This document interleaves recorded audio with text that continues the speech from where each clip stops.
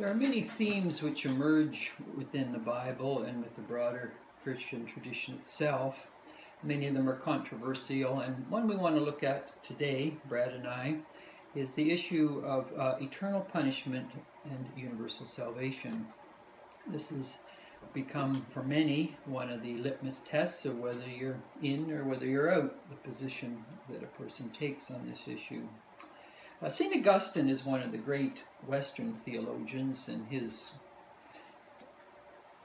more important work near the end of his life is the City of God. I've taught the City of God this semester, about 2.5 months, and there are 22 books in the City of God, and in book 21, St. Augustine looks at this whole issue of eternal punishment, and he also entertains the question of universal salvation. I might add, just before I briefly discuss this, is that most people see a great difference between the Roman Catholic tradition and the Protestant tradition. 16th century fragmented Christianity, and it went in different directions: Lutheranism, Reformed, Anabaptists, and many of the evangelical denominations that flowed from that. And it is made to appear then as if Protestantism, in its various forms and guises, is one thing, Roman Catholicism is quite another. And yet, that's at one level an interesting way of approaching it. But there are many Christian theologians from the classical period who played a very significant role in the Protestant tradition. And one of those theologians is Augustine. Immense impact on Luther, Calvin. We can't read the Institutes without referring to St. Augustine. And so this, at one level, seeming difference and divide and chasm between Roman Catholicism and Protestantism is not so wide when you begin to look at certain themes, in fact, where they have affinities. And one of those affinities is the issue of eternal punishment or universal salvation. Augustine's read of the New Testament really became standard for significant elements of the Roman Catholic tradition and the Protestant tradition itself. And in book 21 of the City of God, Augustine focuses on this big issue of eternal punishment and universal salvation. And in book 21, it has 27 chapters itself. He labors again and again and again in exegeting the New Testament in a way that legitimates the position of eternal punishment. This particular, obviously, book 21 and the 27 chapters play a significant role in Roman Catholic theology, systematic theology, and then Luther, Calvin, and significant elements of the evangelical tradition, which draw from Luther, Calvin, which refer to Augustine, and then go back to the New Testament. There's a line and lineage here. So it's absolutely essential that one knows book 21 and the 27 chapters in the City of God, because that really is the systematic bringing together of an argument for eternal punishment, which is going to shape the Western theological tradition, either Roman Catholic or Protestant for that matter. I might also add that the Anglican tradition, unlike the Roman Catholic, has never bought as uncritically into Augustine as has the Roman Catholic and significant elements of the Protestant tradition. It's much more shaped by the Pelagian tradition, the Celtic tradition, and in that sense the Anglican tradition has a great deal more affinity in some ways with orthodoxy than it does with both the Roman Catholic and Protestant tradition. And so you'll find many Anglicans certainly have an ongoing critique of Augustine. So let's briefly light down on elements of what Augustine's doing in book 21 and the 27 chapters of the City of God, and then Brad will ask me some questions on that, and then what we'll do is we'll move on. Brad will talk about Macrina. I don't know whether you're going to do the younger or the elder, and then move forward to George MacDonald, and then I'll ask Brad questions on that. So let me just touch briefly on book 21 and the 27 chapters of the City of God, in which Augustine focuses in on this issue of eternal punishment and is very critical of any notion of universal salvation. So in chapters 3 and 4 of book 21, the question gets raised, well, How can someone who goes into the lake of fire or is being burned by the eternal fires of God and they're in a material body live eternally? Because naturally a body burns. And eventually, if it burns long enough, it's going to be no more. So Augustine engages in a long argument trying to point out that the bodies that people will have in the lake of fire, as it were, or be burning, will continually be there, and it's a different type of body, just as the resurrected body is a totally different body.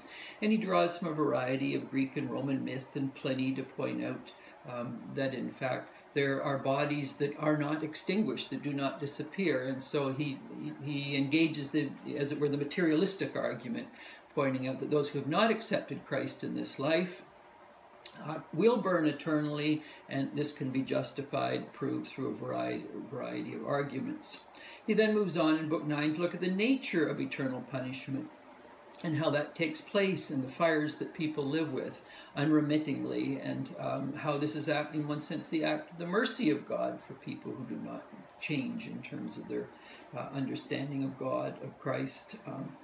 Then chapter 17, in the particular book, he turns on Origen, because Origen was one of the great early fathers from Alexandria, fallen from Clement, who argued for some version of universal salvation. And so Augustine launches a broadside in chapter 17 on Origen, trying to argue, in fact, that his arguments for eternal salvation, not only including humans, but including the devil and all that is evil, that God's mercy and goodness can wait eternally for this transformation, and there will be an ongoing dalliance in this way. Then in chapters 18, he looks at the intercession of the saints. In Augustine's time, many argued that through the intercession of the saints, all would essentially be brought to God in universal salvation, and he attempts to rebut that argument, pointing out. Another chapter, he argues that post-mortem is that people will not be given a second chance. In post-mortem, it's not a case of people being purged through punishment, and then out of that, the dross, the chaff will disappear, and the good will appear. Augustine argues, no, in fact, this is a position that he does not hold, which eventually became purgatory in the Roman Catholic position. So you see Augustine arguing, in one sense, pre-purgatorial argument that you find in Dante and others. He's opposed to that as well. So again and again, he raises up stubborn resistance on all sides, pointing out that once a person dies, if they have not accepted Christ, there's eternal punishment. And then he critiques those heretics who argue, many will, particularly those who lean towards universal salvation, argue that even heretics can come to Christ given time, given patience, given the mercy of God, given the saints. Augustine argues, no, they will be rejected from Christ. And so each chapter of the 27 chapters of Book 21 of the City of God, what you get in St. Augustine is this ongoing refusal to accept any other position post-mortem other than eternal punishment. Interestingly enough, also, he uses selective verses from the Bible, which gives him a certain appeal to those who are Protestants, because obviously the Bible is the authority, inspired, and inerrant. But the key point, obviously, in a situation like this is, what verses are you drawing from, and why have you chosen these verses and not these verses, which could point in a very different direction. So he's very selective in the verses he draws from the New Testament to justify eternal punishment. So I should stop here, because there's so much more that could be said, but the key issue is Book 21, the 27 chapters in Book 21. Augustine systematically brings together an argument for eternal punishment, and chapter after chapter he rebuts any other position that could seemingly offer a post-mortem notion of transformation, purification, or even any notion of universal salvation. And in that sense, Augustine lays down systematically the groundwork for eternal punishment for Western theology. Obviously, there are going to be many within the West that say no to that, but in fact, that became the Sanhedrin position for the Roman Catholics and significant elements of the Protestant theological tradition of Luther, Calvin, and many evangelicals, of course, have drawn from that position There have been those, obviously, like Wesley and others, which have said no to some of this. But Augustine is key, and City of God is foundational in terms of interpreting the New Testament on this issue of eternal punishment, universal salvation. Good, Ron. Thank you. I do have some questions and areas where you might be able to clarify. I'm not sure that it's in this particular book, but I've read that in Augustine's work, he does acknowledge that in his time there were many who held these other positions, and so he feels the need to do a refutation, but at the same time it seems that some sort of universal hope wasn't foreign or just fringe positions, but it was one of the competing views. Is that fair? I think that's fair, and that's why he labors so long and so intensely in Book 21. And of the 27 chapters, in one sense, each chapter is engaging different positions in that late patristic, late antique era theologically. So, yeah, and because he emerged as sort of the Everest of the West, everyone turned to as if this was the standard Christian position in the Latin West. But in fact, by going over the 27 chapters in Book 21, you come to see there's a variety of positions, but because of the sheer force and intellectual brilliance and power of Augustine, it's like all that got submerged, and it made it appear as if Western theology was only Augustinian. It's the same, I think, we get in the West, the view of Pelagius. Is because of the influence of Augustine. Most people think Pelagius in a negative sense, Augustine in a positive sense.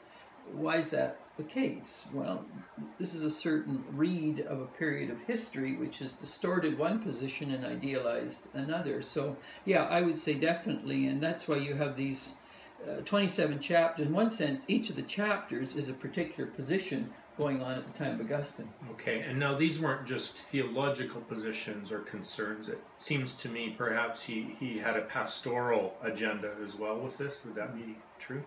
Well, the standard argument for a lot of this, in particular coming out of an evangelical tradition or missionary position, what's the purpose of evangelism if people post-mortem have excellent opportunities, or if there's purgatory? So it sort of undermines either post-mortem conversion or universal salvation. It totally undermines, and then also the fear of eternal punishment. Well, who wants to be eternally burned?